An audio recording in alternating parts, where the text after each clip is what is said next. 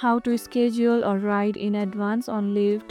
Want to plan your trip ahead? Scheduling a Lyft ride in advance is easy and convenient.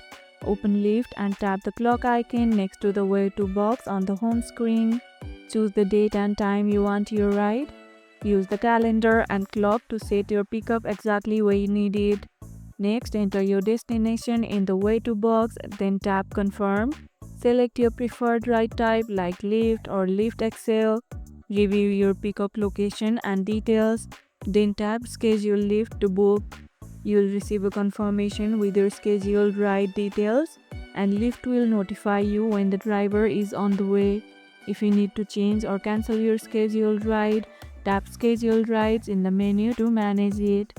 Have you ever scheduled a ride for an early morning or event? Share your experience in the comments below. And if this video helped, hit the like button, share it, subscribe, and leave a comment. Thanks for watching, and I'll see you in the next one.